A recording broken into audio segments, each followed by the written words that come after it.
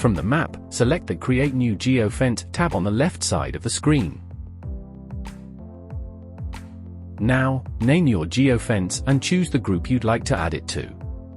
Next, decide whether you want your geofence to be a circle or a custom polygon. Once you've made your choice, click on the area of the map where you want the geofence to be. If you chose a polygon, outline the area by clicking around its boundary. When you've covered the desired area, press the Save button, and your geofence is ready. To edit your geofence, click the Settings tab on the sidebar and select Geofence from the Settings menu.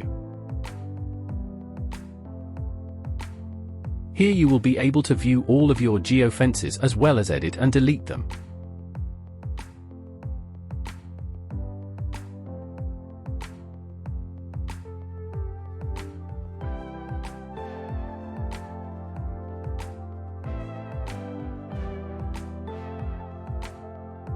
To create a Geofence group, select the Geofence Groups tab on the left side of the screen. Then click Create Geofence Group. From there, you can name your group.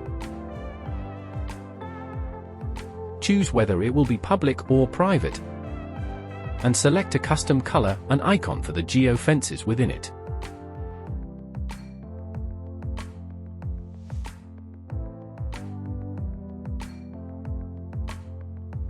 Once you've created your group, return to the Geofence tab and select which geofence you would like to add to the group.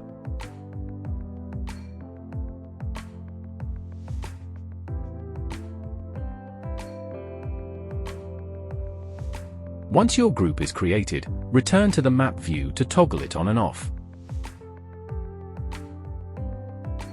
Your chosen geofences will now be displayed on the map in your chosen color with the selected icon.